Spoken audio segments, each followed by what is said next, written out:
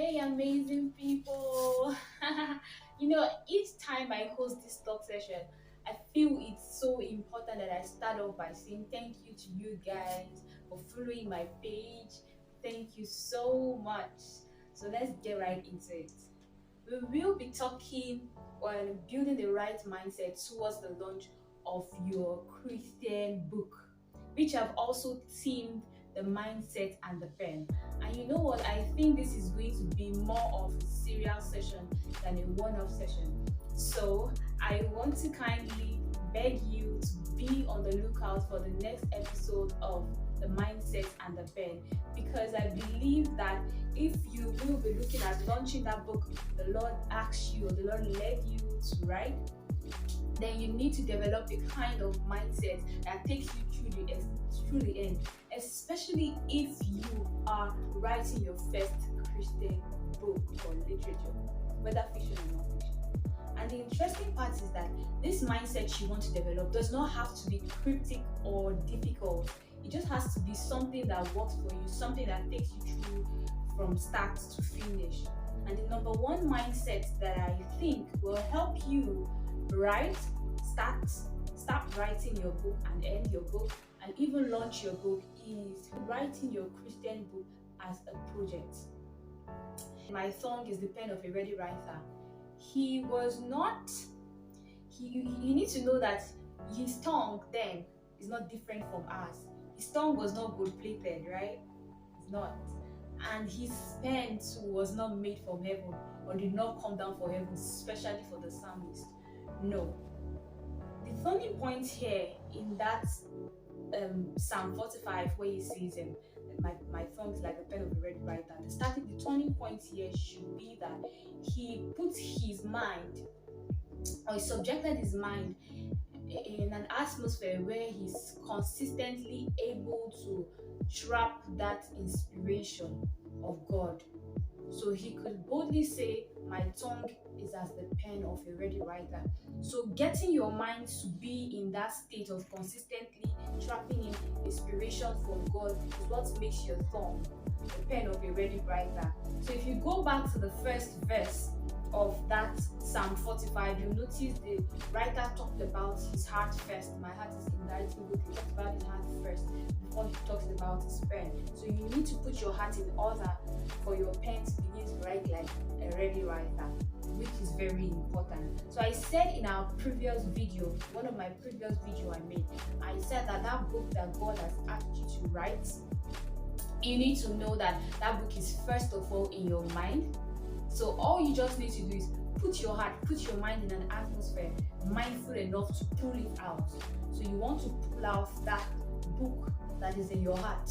You want to condition your heart to be able to pull it out. So that's just what we want to do. So in order for you to do that, you need to learn how to treat your book like a project, right? And so when I talk about project, I mean putting your mind, telling your mind that this is going to be writing my book, okay? Writing my book is going to be a temporary and unique endeavor aiming to achieve a specific objective within a time frame, a budget, and a scope. Very easy. You are trying to write your Christian book. One of the ways that is going to help you to start, finish, launch your Christian book is to treat that Christian book. Don't just treat it casually. Treat it like a project. And when I mean treat it like a project, I mean begin to see it as a temporary and a unique endeavor aiming to achieve a specific objective within a time frame, within a budget, and within scope. Okay, so when I talk about temporary in that definition, I mean you are not going to write your book forever. It's not something that you want to write forever. It's something that is meant to happen at a specific period in your life, then you face what is next. And when I talk about unique, I'm talking about you want to write something that speaks to God's people. You want to write something that makes a statement and a difference in their life. So I always recommend for people to take out time to wait on the Lord so that you can say something that makes a difference in this generation, that gets people transformed. And when I mean scope, You want to pen down the inclusions you want to trap in your book and the boundaries you do not want to get into your book. For instance, you're talking about church administration. You want to talk about these are your inclusion. Now you want to talk about church administration. So you want to talk about administration with youths, with teens, with children. What you do not want to talk about is your boundaries. You do not want to talk about church administration in the world. So whatever you write stays with teens, stays with youth, stays with children. All right. Then you want to keep your eyes on everything being defined. Remember, I said within a defined scope, time frame, and budget. This is something you want to keep where you see clearly what you're doing, so it guides you through your time in writing the book. So let's consider example of people in the Bible, okay, that took their assignment as a project. One of them is Prophet Habakkuk. The Lord came to Prophet Habakkuk in a vision and told him to write the vision that he was going to show him because it's going to be for an appointed time.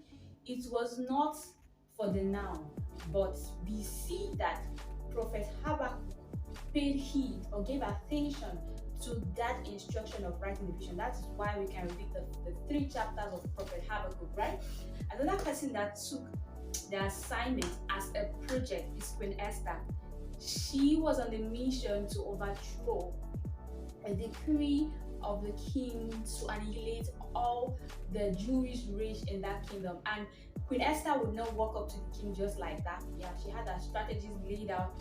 Get the people for me, get them to pray. I will also pray. After 3 days, I will go see the king. And even when she went to see the king, she did not just say, King, there's somebody that wants to kill all the people in the kingdom, all the Jewish people in the kingdom. What did she do?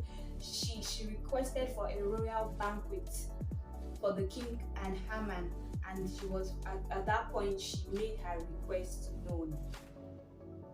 So when you approach your Christian book as a project, you get it done well and you get it done in good time. Okay, so what I want you to do today is decide to take your Christian book as a project.